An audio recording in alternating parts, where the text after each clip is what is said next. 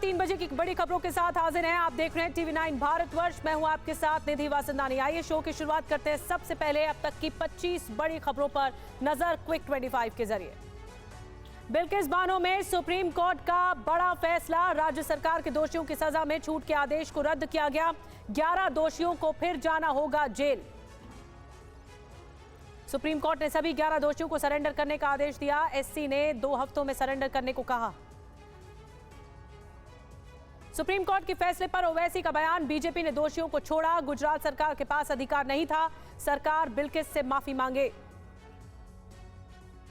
Bilkis Bano case में SC के फैसले पर राहुल गांधी ने कहा, बिल्किस का संघर्ष न्याय की जीत का प्रतीक। एससी के फैसले ने बताया अपराधियों का संरक्षक कौन। चुनावी लाभ के लिए न्याय, हत्या लोकतंत्र के लिए खतरनाक।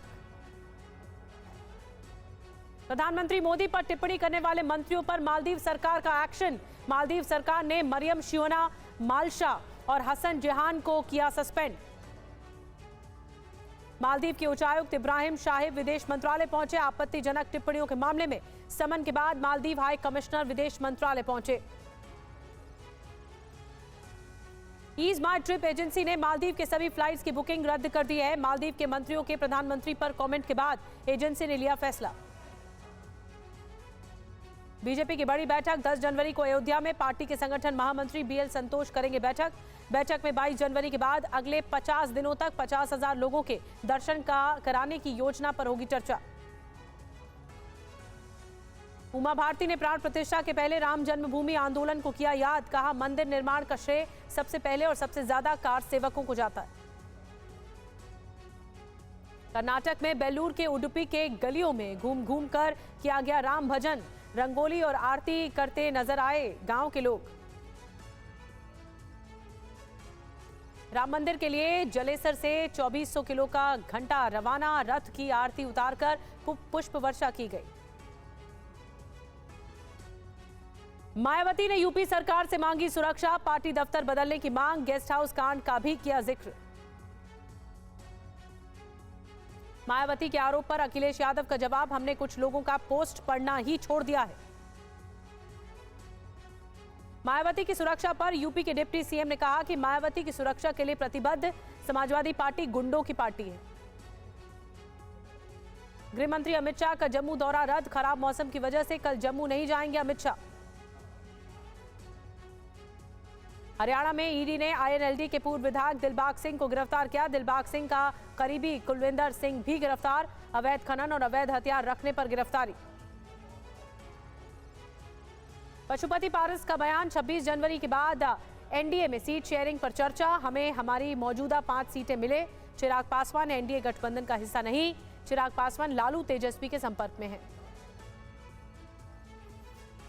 केंद्र सरकार की योजनाओं के लाभार्थियों से प्रधानमंत्री का संवाद। प्रधानमंत्री मोदी ने किसानों से की बात।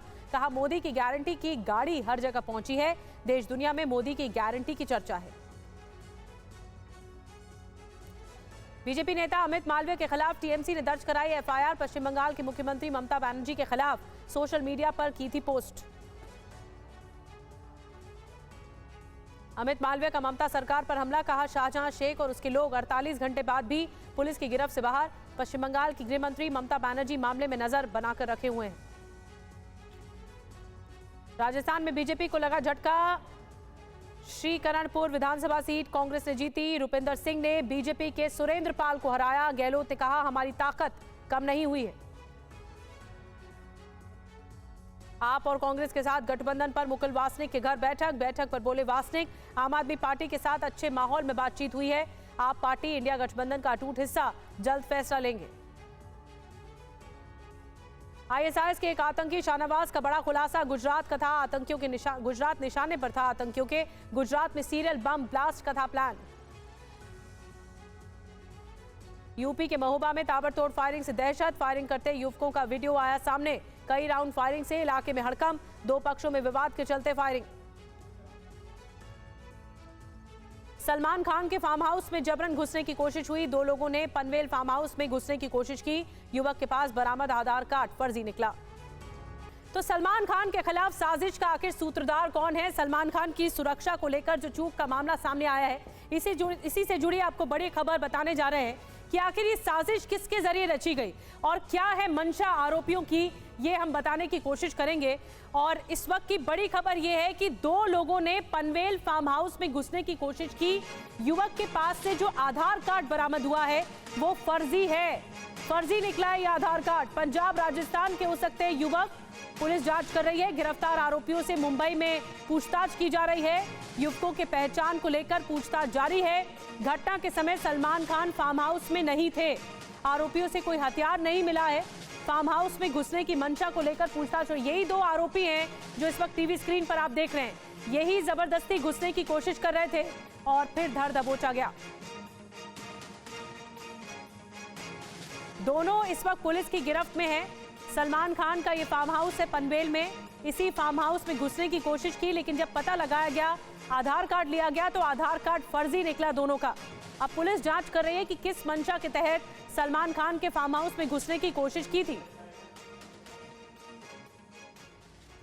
और सलमान के खिलाफ किसकी साजिश, ये आपको बताना जरूरी है। आखिर हुआ क्या, पहले आप ये जान लीजिए। पनवेल फार्म हाउस में जबरन घुसने की कोशिश युवकों के जरिए की गई। 2 लोगों ने फार्म हाउस में घुसपैठ की कोशिश की। आरोपी युवक के पास फर्जी आधार कार्ड भी मिला है। घटना के वक्त सलमान खान फार्म हाउस में, इस पनवेल वाले फार्म हाउस में नहीं मौजूद थे। पुलिस ने एक्शन लिया। मुंबई में पुलिस की आरोपियों से पूछताछ अब भी जारी है। फार्म हाउस में घुसने की वजह जानने की कोशिश हो रही है कि क्यों जबरदस्ती घुसने की या घुसपैठ करने की कोशिश हो रही थी। आरोपियों से कोई हथियार भी नहीं मिला है पुलिस को। तो ये इस वक्त पूरी टाइमलाइन है इस पूरी घटना से जुड़ी हुई। और हम आपको बता रहे हैं कि यही वो 2 आरोपी हैं जिन पर आरोप है कि वो घुसपैठ करने की कोशिश कर रहे थे और फिर धर दबोचा गया। और सिक्योरिटी को लेकर ये एक बहुत बड़ी चूक है सलमान खान की जो सामने आई है। लेकिन उनके खिलाफ क्या कोई साजिश रची जा रही थी, ये सबसे बड़ा सवाल है। हम बता रहे हैं आपको कि हुआ क्या, और ये ग्राफिक्स के जरिए आपको बताया जा रहा है कि जो आधार कार्ड मिला इनके पास से, इन आरोपियों के पास से, वो तक फेक निकला है, फर्जी निकला है। अब पुलिस जांच कर रही है इस बात की कि आखिर क्यों घुसपैठ करने की कोशिश ये कर रहे थे, मंशा क्या थी और क्या कोई और सूत्रधार है, क्या इनको किसी और के जरिए आदेश मिला और इनके पीछे किसका हाथ हो सकता है। पुलिस हर एंगल से जांच कर रही है। तो सलमान खान की सुरक्षा से चूक से जुड़ा ये मामला जो पुलिस इस वक्त एक्शन में दिखाई दे रही है और अब भी बताया जा रहा है कि पूछताछ चल रही है। राजीव सिंह हमारे साथ और ज्यादा जानकारी के साथ सीधे जुड़ गए मुंबई से, उनके पास चलेंगे। राजीव, बताया जा रहा है पूछताछ की जा रही है, अब तक क्या खुलासा हो पाया है? कौन है ये आरोपी, क्यों घुसपैठ करने की कोशिश कर रहे थे सलमान खान के फार्म हाउस में?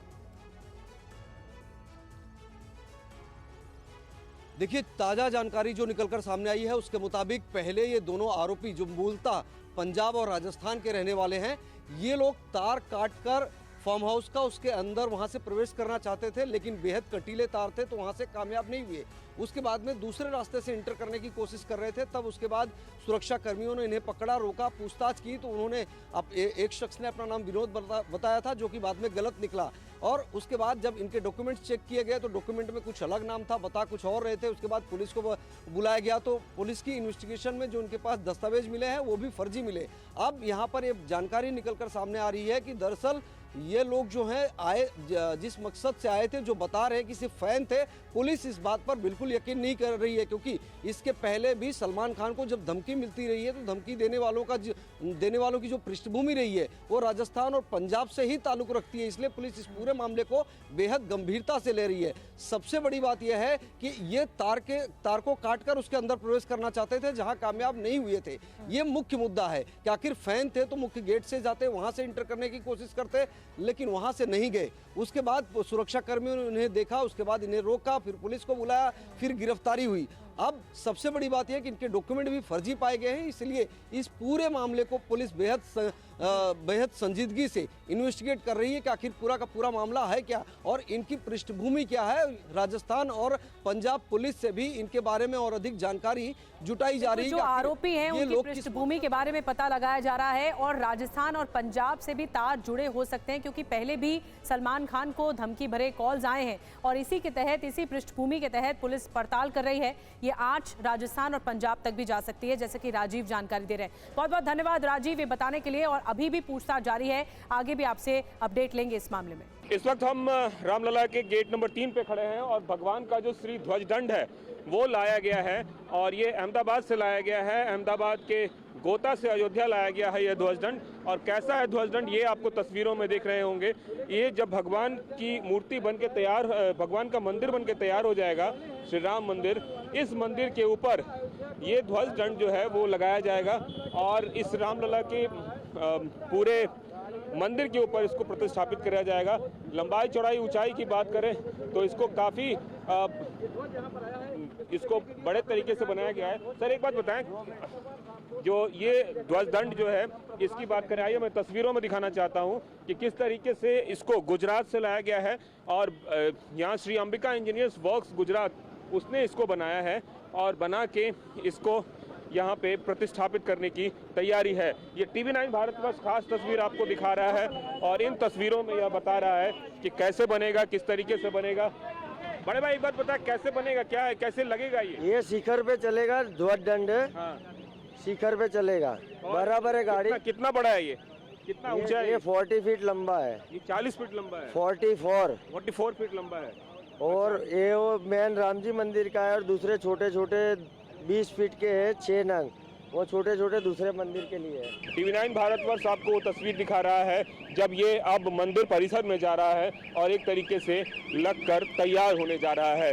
और इसी ध्वज दंड को स्थापित करने का काम, कोशिश ये है कि 22 तारीख से पहले, प्राण प्रतिष्ठा से पहले इस ध्वज दंड को लगाया जाए और उसके बाद किया जाए। कैमरामैन निरंजन के साथ कुमार कुंदन, TV9 भारतवर्ष, अयोध्या।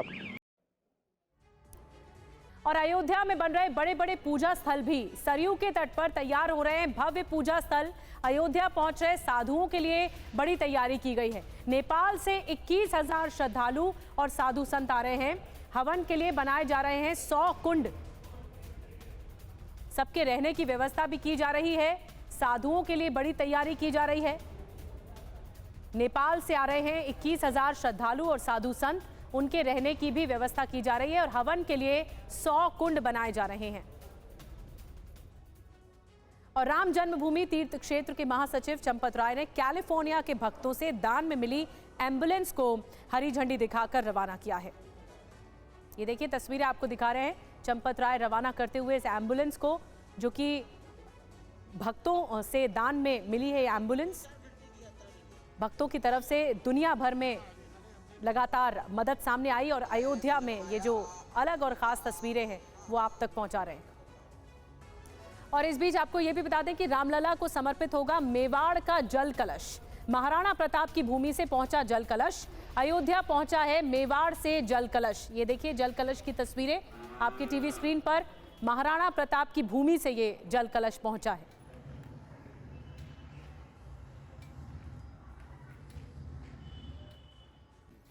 और इस बीच ये भी बता दें आपको कि अयोध्या में सीसीटीवी के जरिए निगरानी रखी जाएगी। प्राण प्रतिष्ठा समारोह के लिए सुरक्षा कड़ी कर दी गई है। हर चौराहे पर सीसीटीवी लगाए गए हैं। तो ये चप्पे चप्पे पर निगरानी रखने के लिए व्यवस्था की गई है। सीसीटीवी हर चौराहे पर लगाए गए हैं। हर चप्पे चप्पे पर सीसीटीवी कैमरे की नजर रहेगी। अभिजीत ठाकुर की रिपोर्ट आप तक पहुंचाते हैं। अयोध्या में राम मंदिर के सुरक्षा के लिए भी चाक चौबंद इंतजाम किए जा रहे हैं। जगह जगह बैरिकेडिंग्स और ऑटोमेटिक गेट लगाए जाएंगे। लेकिन गेट किस तरह के होंगे, इस वक्त मैं ऐसे ही एक जो सुरक्षा गेट है उसके साथ मौजूद हूं और इसकी आप ऊंचाई हम आपको दिखाना चाहेंगे कि लगभग 9 फुट ऊंचे ये गेट होंगे जो कि लगाए जाएंगे और ये ऑटोमेटिक सिस्टम के तहत होंगे, यानी रिमोट कंट्रोल्ड गेट्स होंगे। आप यहाँ देख सकते हैं तस्वीरें कि ये स्टेनलेस स्टील का गेट है और उसके नीचे आप देख सकते हैं कि इस तरह का के पहिए लगे हुए हैं जिससे ये खोले जा सकेंगे, बंद किए जा सकेंगे और ये पूरी तरीके से ऑटोमेटिक होंगे। इस तरह की जो गेट्स हैं वो 3 जगह पर अयोध्या राम मंदिर के परिसर में लगाए जाएंगे। उसके अलावा पूरे परिसर को सीसीटीवी कैमरों से भी लैस किया जा रहा है। हम आपको तस्वीरें अपनी दाईं तरफ दिखाएं तो आप सामने उस पोल पर देखिए कि सीसीटीवी कैमरे जो हैं उनको इंस्टॉल कर दिया गया है। बहरहाल उनको खोला नहीं गया है क्योंकि यहाँ पर बंदरों का भी प्रकोप रहता है और उसकी वजह से उनको अभी प्लास्टिक कवरिंग में रखा गया है। उसके लिए कुछ उपाय किए जाएंगे, उसके बाद इनको ऑपरेशनल किया जाएगा। लेकिन तमाम चीज़ें चूँकि अभी चल रही हैं, कंट्रोल रूम भी स्थापित हो रहा है और उसी के लिए आप देख सकते हैं कि सामने भी जहां आपको पोल दिखाई दे रहा है वहां पर आपको सीसीटीवी कैमरे जो हैं वो इंस्टॉल हो गए हैं, स्पीकर्स उसके साथ आपको लगे हुए दिखाई देंगे। तो सुरक्षा को लेकर भी तमाम इंतज़ाम 22 तारीख से पहले पूरे किए जाने हैं और उसके लिए ये तमाम चीज़ें होती हुई दिखाई दे रही हैं। जो मंदिर का मुख्य एंट्रेंस है वहाँ पर बूम बैरियर लगाए गए हैं और इसी तरह का स्टेनलेस स्टील का ऑटोमेटिक कंट्रोल्ड गेट जो है वहाँ पर भी लगाया जाएगा। TV9 भारतवर्ष के लिए कपिल बेदी के साथ अयोध्या से मैं अभिजीत ठाकुर। और आपको बता दें कि जिन शिलाओं से रामलला की मूर्ति का निर्माण हो रहा है उन शिलाओं के पास हर दिन पुरोहित गीता का पाठ करते हैं, क्योंकि राम भक्तों का ये मानना है कि रामलला अभी गर्भ में है, इसीलिए उनके साथ भी गर्भ में पल रहे बच्चों वाला बर्ताव ही होना चाहिए। अयोध्या में कौन लोग ये कर रहे हैं और कैसे कर रहे हैं, इस पर एक छोटी सी रील है, वो भी देखिए। हमारे साथ पंडित जी मौजूद हैं। एक बात बताएं कि पूजा पद्धति तो बाद में शुरू होगी, लेकिन अभी से किस तरह का कार्यक्रम हो रहा है? जैसे पहले पत्थर था, पत्थर को जब आकृति देते हैं तो जिस दिन पत्थर से पूजा करके उस पत्थर को पूजन करके उसी दिन से प्रतिदिन भगवान जी को प्रातःकाल और सायंकाल 15-15 मिनट तीनों मूर्तियों को पूजा विधान और मंत्र पारण भगवान को सुनाते हैं। जैसे गर्भावस्था में भगवान है तो उनको सारा शास्त्र अगर आए ये इसको ध्यान में रखते हुए तो ये 15-15 मिनट तीनों मूर्तियों को वेद पारायण सुनाते थे हमारे बच्चे। मतलब हम लोग जैसे कि हमारे घर में महिलाएं जब गर्भधारण में जाती है तो रामायण भागवत ये सब जो भागवत वगैरह की कथा सुनाई जाती है, जिससे कि बच्चा जो जब आए तो फिर वो उस तरह से पारंगत हो, जिस तरह अभिमन्यु को किया गया था कि बिल्कुल उसी तरीके है। जी बस वही, क्योंकि भावना है, भावना का सारा खेल है, तो भावना को दृष्टि में रखते हुए और ये भी हो जाए कि भगवान जी को जो है रोज उनमें प्राण प्रतिष्ठा भी जागृत हो, इस दृष्टि से रोज 15-15 मिनट तीनों मूर्तियों 3 मूर्ति निर्माण हो रही है तो तीनों मूर्तियों के सामने 15-15 मिनट खड़े होकर मंत्र सुनाते थे। तो ये 6 महीने से जो है सुबह दोपहर शाम हो रहा है? लगभग और सुबह दोपहर शाम नहीं, सुबह और शाम। सुबह शाम। मतलब भावना ये है कि भगवान अभी गर्भ में हैं और जब वो निकले तो भगवान मतलब उस तरीके से वेद पाठ और सब कुछ जी 15-15 मिनट और उनका पूजन पंचोपचार से पूजन और वेद पारायण उनको सुनाते थे। ये जब से जिस दिन उस पत्थर का पूजन हुआ है उससे और आज तक अविरल चल रहा है। तो आप पूर्व केंद्रीय मंत्री उमा भारती को सुन रहे थे। राम मंदिर पर उन्होंने किस तरह से प्रतिक्रिया दी ये आपने सुना। बहरहाल आगे बढ़ते हैं और एक बहुत बड़ी खबर आ रही है। लोक जनशक्ति पार्टी के जो पारस गुट है उसके नेता और केंद्रीय मंत्री पशुपति पारस का एनडीए में सीट शेयरिंग को लेकर बड़ा बयान आ गया है। 26 जनवरी के बाद सीट शेयरिंग पर चर्चा होगी, ये पशुपति पारस का कहना है। हमें हमारी मौजूदा 5 सीटें मिलें, ये भी कहना है पशुपति पारस का। चिराग पासवान एनडीए गठबंधन का हिस्सा नहीं है, ये कह रहे हैं चाचा पशुपति पारस। मैं हाजीपुर से ही चुनाव लड़ूंगा। बहुत बड़ा बयान दे दिया है पशुपति पारस ने। सुनवाते हैं आपको क्या कहा है।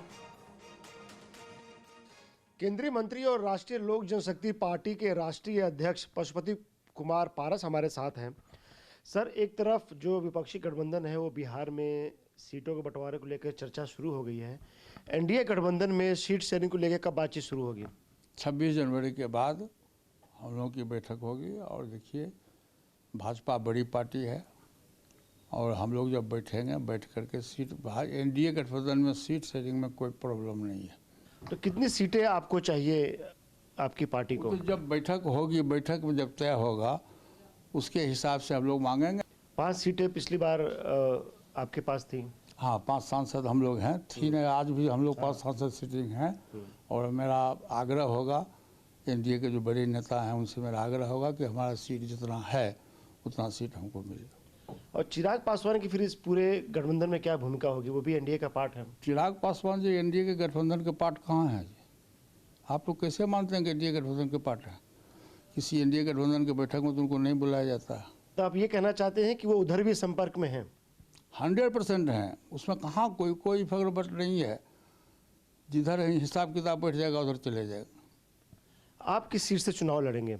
हम हाजीपुर से लड़ेंगे। हाजीपुर के हम सांसद हैं, हाजीपुर में मेरा अधिकार है। स्वर्गीय पासवान जी जाने के पहले जब राज्यसभा के सदस्य हुए तो उन्होंने मुझको अपना उत्तराधिकारी चुना, उनके सामने में उन्होंने मुझको नामांकन कराया, चुनाव हम जीते, भारत सरकार का कैबिनेट मिनिस्टर है। ये बात कहाँ से आ रहा है कि हम तो हाजीपुर चुनाव लड़ेंगे? तो ये तो बात हुई एनडीए की, लेकिन इंडिया गठबंधन में क्या चल रहा है आपको बताते हैं। सीट शेयरिंग पर कांग्रेस आपकी बैठक अब खत्म हुई है, जो जानकारी मिल रही है ब्रेकिंग न्यूज। बैठक के बाद बोले मुकुल वासनिक, अच्छे माहौल में बातचीत हुई है।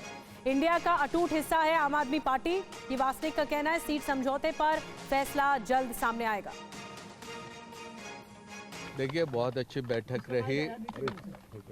आम आदमी पार्टी की तरफ से वरिष्ठ साथियों को दिल्ली के मुख्यमंत्री केजरीवाल जी ने यहाँ पर चर्चा के लिए भेजा और नेशनल अलायंस कमेटी जो कांग्रेस अध्यक्ष खरगे जी ने बनाई, उसके साथ हम पिछले करीब 2-2.5 घंटे से विभिन्न विषयों पर यहाँ पर चर्चा की, जिसमें किन किन सीटों पर कैसे कैसे आने वाले लोकसभा चुनाव में लड़ा जाएगा, उस पर विस्तार से चर्चा हुई। चर्चा आगे में चलेगी और कुछ ही दिनों के बाद हम फिर मिलने का हमने फैसला किया है, जहां पर अंतिम रूप हमारे सीट शेयरिंग के संदर्भ में करने का प्रयास किया जाएगा। बेहतरीन ढंग से हम मिलकर चुनाव लड़ने का फैसला ये पहले ही हो चुका है। सर, दिल्ली और पंजाब, भारतीय राष्ट्रीय कांग्रेस और आम आदमी पार्टी ये इंडिया का एक बहुत एक मजबूत हिस्सा है, महत्वपूर्ण हिस्सा है, और हम मिलकर चुनाव लड़ेंगे और हम भारतीय जनता पार्टी को शिकस्त देंगे। इस तरह से हम तैयारी के साथ चुनाव लड़ेंगे। और आइए अब खबरों में आगे बढ़ते हैं, बात करते हैं जो बड़ी कार्रवाई हुई है। दिल्ली पुलिस की हिरासत में आईएसआईएस आतंकी आया, उसने क्या खुलासा किया, इस पर ही बड़ी खबर।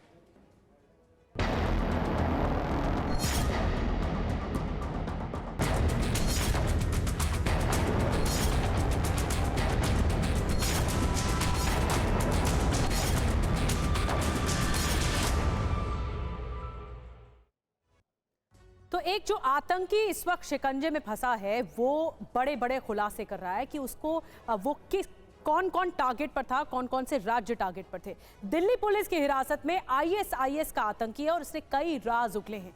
कुछ बेहद हैरान करने वाले खुलासे किए गए हैं। पुलिस पूछताछ में शाहनवाज ने, जो आतंकी शाहनवाज गिरफ्त में है, उसने खुलासा किया कि वो अपने आकाओं के कहने पर बहुत बड़ी आतंकी साजिश को अंजाम देने की फिराक में था। साजिश का सामान भी तैयार कर लिया गया था और जैसे ही वो प्लान को अंजाम देने वाला था, पुलिस ने इस प्लान पर पानी फेर दिया। पूरे गुजरात को, जी हां, पूरे गुजरात को दहलाने की साजिश रची गई थी। कई शहरों की रेकी तक की गई थी और टारगेट को पहचान करके उनकी तस्वीरें कैद की गई थी। आज टीवी 9 पर हम बेहद चौंकाने वाला एक्सक्लूसिव खुलासा करने जा रहे हैं। बड़ी खबर यह है कि गिरफ्तार आईएसआईएस आतंकी शाहनवाज ने बड़ा खुलासा यह किया कि गुजरात में सीरियल बम ब्लास्ट का प्लान किया गया था। गुजरात के कई शहरों में ब्लास्ट की तैयारी थी। हैंडलर अबू सुलेमान के कहने पर घेराबंदी तक की गई थी, रेकी की गई थी कई शहरों में। अहमदाबाद, वडोदरा और सूरत में रेकी की गई थी, घेराबंदी की गई थी और इसका फैसला भी लिया गया आतंकियों के जरिए। इन्हीं शहरों में सीरियल ब्लास्ट की तैयारी थी आतंकी की। पुलिस ने इनके मंसूबों पर पानी फेरा है और पुलिस की गिरफ्त में आया शाहनवाज, जिसने बड़े बड़े खुलासे किए हैं। जो इनपुट्स मिले इसके जरिए वो चौंका देने वाले हैं।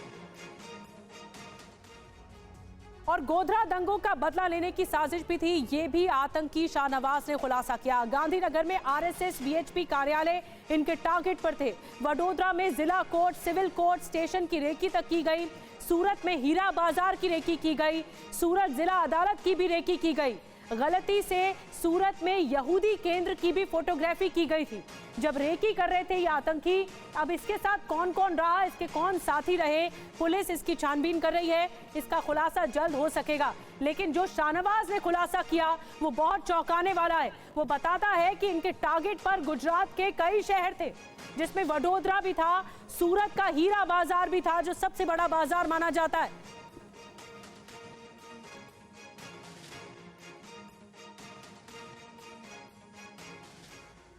और आइए अब आपको बताते हैं कि गुजरात में कहां-कहां शाहनवाज ने रेकी की थी। अहमदाबाद में रेकी के दौरान शाहनवाज ने railway station, cinema hall, university, जो वीआईपी रास्ते हैं, नेताओं के रूट, बोहरा मस्जिद, साबरमती आश्रम, ये आतंकी गया था। अब खुलासा ये हुआ है कि आतंकी शाहनवाज अहमदाबाद ट्रेन से पहुंचा। रेकी के लिए इसने किराए पर बाइक ली। गांधीनगर में शाहनवाज ने आरएसएस कार्यालय, वीएचपी कार्यालय, बीजेपी का कार्यालय, उच्च न्यायालय, हाईकोर्ट, जिला अदालत, सत्र न्यायालय की रेकी भी किया जा चुका है इसके जरिए। तो देखिए शाहनवाज के निशाने पर क्या था। इसके अलावा शाहनवाज वडोदरा भी गया। देखिए मैप के सहारे आपको बता रहे हैं कहां कहां गया, कहां कहां रेकी की। शाहनवाज वडोदरा भी गया, वहां उसने रेलवे स्टेशन, सिविल और जिला कोर्ट की रेकी की। खुलासा ये हुआ है कि वडोदरा में रेकी के दौरान शाहनवाज ने रेलवे स्टेशन के पास एक हॉस्टल में कमरा तक लिया था। जहां जहां रेकी की वहां की वीडियोग्राफी की गई, वहां की फोटोग्राफी तक की गई। ये रेकी का पूरा प्लान तैयार किया गया। अब देखिए सूरत में कहां रेकी की आतंकी शाहनवाज ने।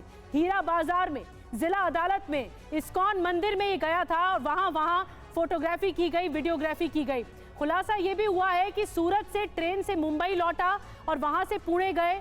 फिर रेकी वाली जगहों की जो पीडीएफ या पीपीटी बनाई गई कि कहां रेकी की है। रेकी की पीडीएफ पीपीटी अबू सुलेमान को भेजी गई, यानी जो सूत्रधार था, जो आदेश दिया जा रहा था वो अबू सुलेमान के जरिए दिया जा रहा था रेकी करने का। और एक और बड़ी खबर ये है आज की कि किस तरह से ये पूरा एक्शन लिया जा रहा है।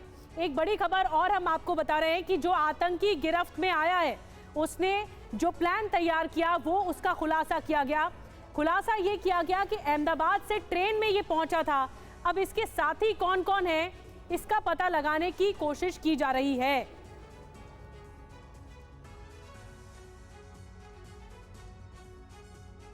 तो आपको बता रहे हैं कि किस तरह से ये बड़ी साजिश का खुलासा हुआ है और ये कॉन्स्पिरेसी रची गई आतंकियों के जरिए। अब इसके साथी कौन कौन है ये इस वक्त जानकारी हासिल करने की कोशिश हो रही है, क्योंकि जो एंटी टेररिस्ट स्क्वाड है वो भी एक्टिव है और वो पता लगाने की कोशिश कर रही है कि जिन जिन इलाकों में रेकी की गई क्या वहां पर स्लीपर सेल चल रहे थे इसके। एक आतंकी के जरिए इस तरह की रेकी की गई अलग अलग जगहों पर जो भीड़ भाड़ वाले इलाके हैं, यानी सीरियल बम धमाके की पूरी प्लानिंग रची जा रही थी। सूरत का हीरा बाजार, जिला अदालत, कोर्ट, जो रास्ते आम रास्ते, उन सब में रेकी की गई थी। और इस बीच एक और बड़ी खबर आपको बता दें, बड़ी खबरें लगातार जारी है। एक छोटे से ब्रेक लिए रुकना होगा, ब्रेक के बाद हाजिर होते हैं।